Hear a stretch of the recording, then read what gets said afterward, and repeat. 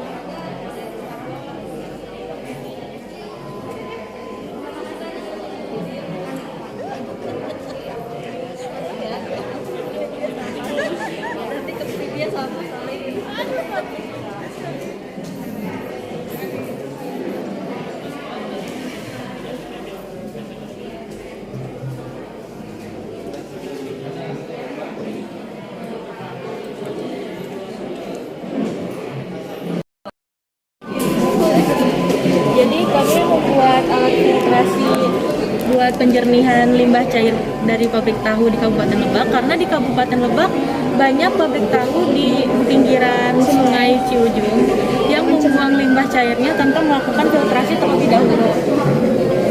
Limbah cair pabrik tahu mengeluarkan bau yang tidak sedap dan mengandung beberapa seperti karbohidrat, lemak, protein, amonium, dan sebagainya. Maka dari itu, kami membuat alat prototipe ini agar UMKM pabrik tahu itu bisa mencontohkan alat filtrasi ini. Jadi tidak membuang limbah cairnya langsung ke sungai. Oke. Yang diuji coba udah berapa kali?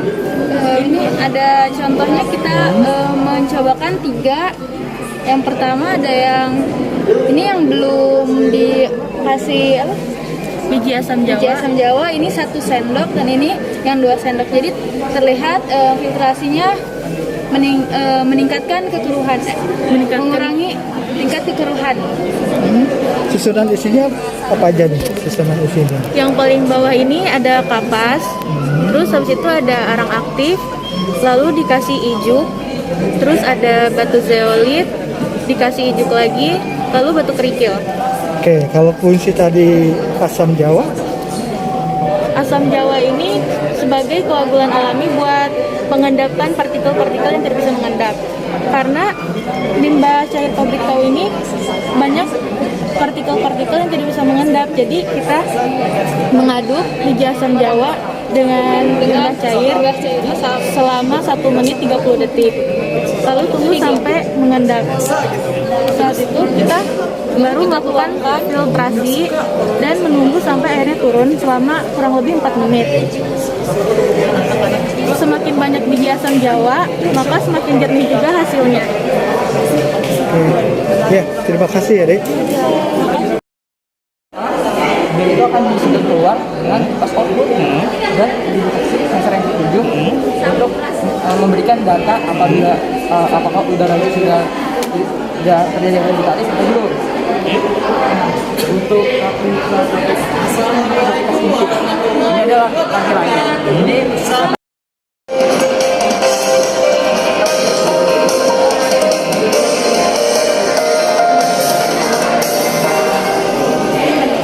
bagaimana merancang alatnya, Dek? Ini kita memiliki ide deh untuk merancang robot ini.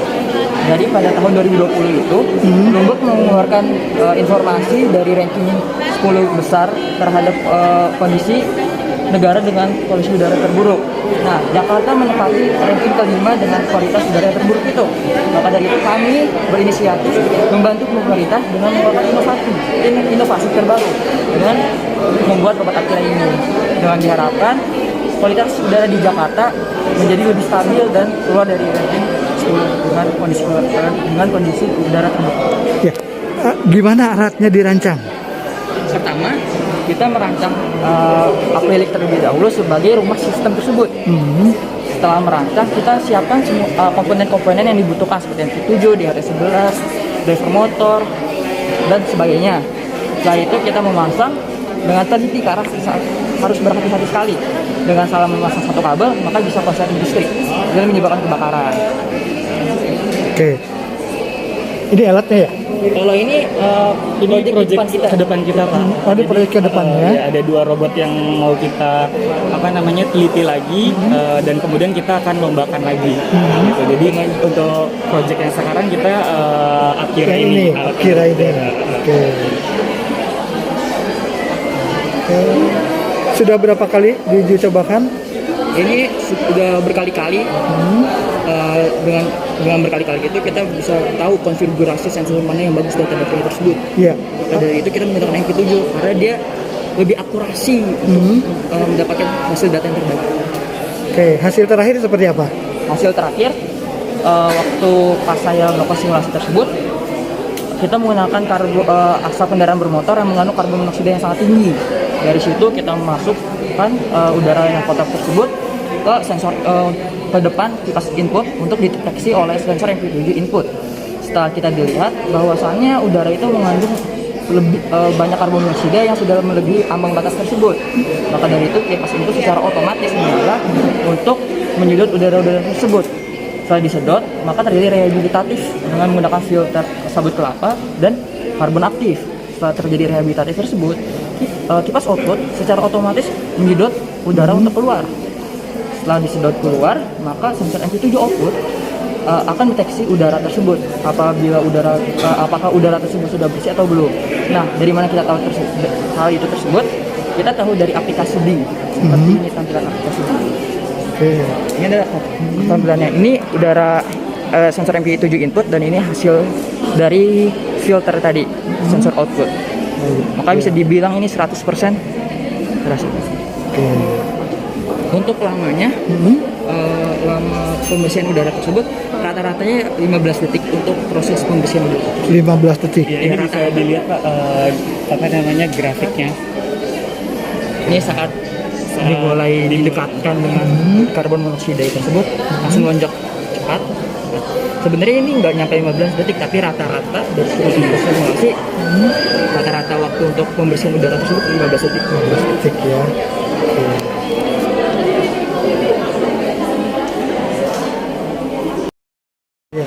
Kemudian seperti apa? Jadi di sini kita itu kita membuat unitnya yaitu maskara, singkatan dari masker, ampas kelapa yang ramah berlingkungan. Kenapa kita membuat membuatnya dari ampas kelapa karena di daerah kita itu banyak sekali warga yang memiliki kebun kelapa yang hasilnya itu hanya akan dibuat santan, sedangkan ampas kelapa itu hanya dibuang begitu saja. Jadi kita membuat masker dan mencoba.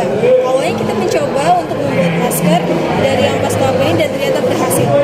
Oke, bagaimana pembuatan maskernya, kemudian bagaimana penelitiannya? Oke. Pembuatan maskernya dari sini bisa lihat ya, bagian akhirnya. Jadi sebanyak kita menggunakan percobaan itu kita menggunakan 100 gram ampas kelapa yang sudah halus dan kering lalu ditimbang, lalu dimasukkan ke dalam gelas kimia dan masing-masing ditambahkan Aquades 500 ml. Lanjutkan kan? Gelas kimia pertama itu ampas kelapa dan 10 gram NaOH. Ini berbeda-beda, ada 10, 20, dan 30. Berapa kali penelitiannya dilakukan? Penelitian yang kami lakukan itu lebih bisa 2 minggu. Kita menggunakan waktu itu 2 minggu dan berkali-kali kita melakukan Berapa kali diuji cobanya? Bisa dihitung sebagai 5 kali lebih. 5 kali? Iya. Oke, ini hasilnya seperti apa? Hasil dari masker yang kita gunakan itu berbeda-beda. Pertama, kedua, dan ketiga. Sesuai dengan NaOH yang kita masukkan. Kekuatannya seperti apa? Kekuatan itu elastisitas, tebalan, dan dramaturginya kita menggunakan alat-alat yang ada di sini. Oke, berapa lama bisa digunakan masker ini? 1 kali 24 jam. 1 kali Ya, 24 seperti jam. masker pada umumnya digunakan lalu dilepas. Oke, 1 kali 24 jam untuk sekali pakai. Iya, dan keunggulan masker ini itu organik, Pak. Jadi organik dapat diuraikan itu 1 kali 24 jam selama 1 hari digunakan air. Jadi sangat aman. Oke, terima kasih. Warahmatullahi wabarakatuh. Perkenalkan, saya Jasmine Aulia Meritas Dan saya Nasridita Kusuma Nuraini, kami dari SMA Plus Permata Insani Islamic School, Kabupaten Tangerang, Provinsi Banten. Di sini kami melakukan penelitian yaitu prototype smart dispenser menggunakan sensor suara, speech recognition berbasis Arduino Uno dan GPS untuk tunanetra. Oke, mengapa melakukan penelitian ini?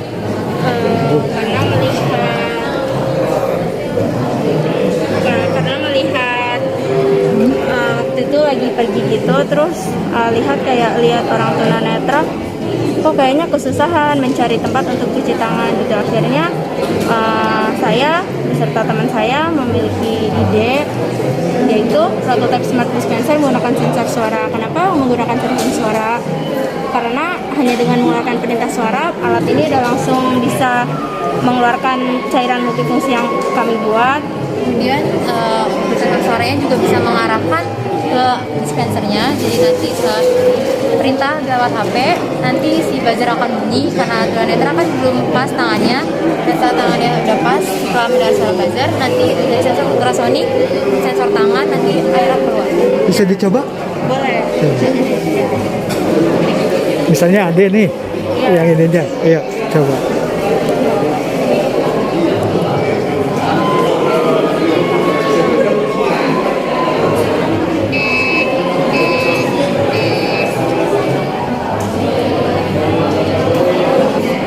Setelah buzzernya berhenti, air akan keluar dan kita bisa mencuci tangan gitu. Apalagi sekarang di masa pandemi ya kayak jadinya ini sangat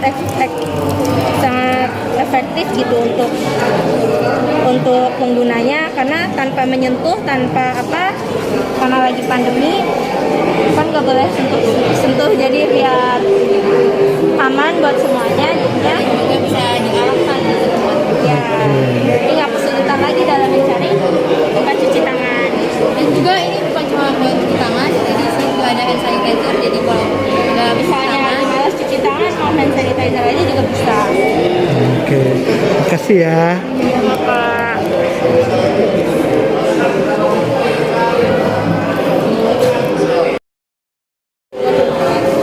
kami dari SMA Negeri 3 Kota Serang, nama saya sendiri Ana Fatia. Kami melakukan penelitian pemanfaatan ekstrak limbah biji pepaya untuk menurunkan kadar gula pada nasi dalam upaya mengurangi resiko diabetes mellitus.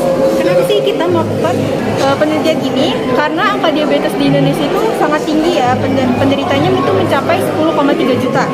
Nah, lalu glycemic index itu di dalam nasi itu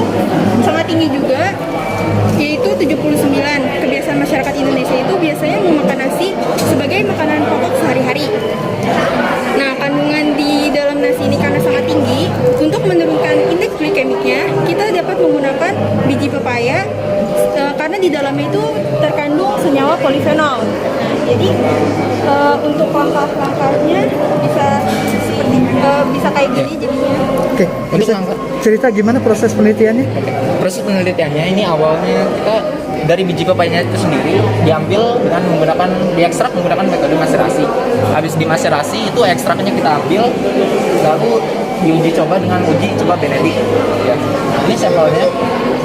Ini untuk kadar gulanya yang tinggi. Ini untuk Warnanya gimana tuh yang warnanya itu kuning keorenan ya, kuning keorenan. Ini untuk yang sedang ini hijau, tapi pas kita melakukan percobaan itu warna kuning ya. Sini warna biru itu rendah atau bisa dibilang nggak ada. Oke, hasilnya seperti apa? Hasilnya seperti hasil dari penelitiannya itu sampel kontrol yang tidak diberi ekstrak biji pepaya itu hasilnya warnanya kuning keorenan seperti ini, menandakan atau mengindikasikan bahwa dia itu mengandung kandungan glukosa yang cukup tinggi. Dan untuk sampel yang diberi perlakuan atau diberi dengan ekstrak biji pepaya itu seperti ini, ada yang 5 mili, 10 mili, dan 15 mili.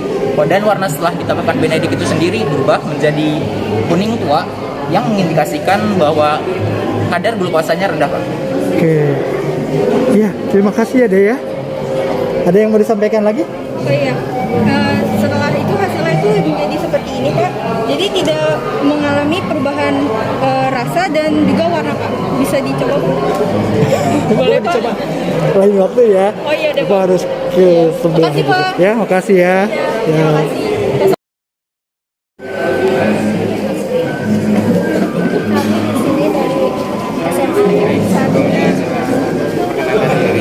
Saya Pranodin dan kami di sini melakukan penelitian terhadap antiseptik karena di masa era pandemi ini orang lebih banyak dalam menggunakan antiseptik seperti gel sanitizer daripada mencuci tangan secara langsung. Oleh karena itu kami membuat antiseptik alami yang lebih ramah lingkungan dan tidak berbahaya ke kulit gitu.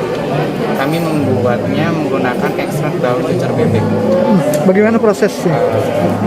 Proses pembuatannya untuk pengekstrakan cucur bebeknya sendiri, kami menggunakan maserasi.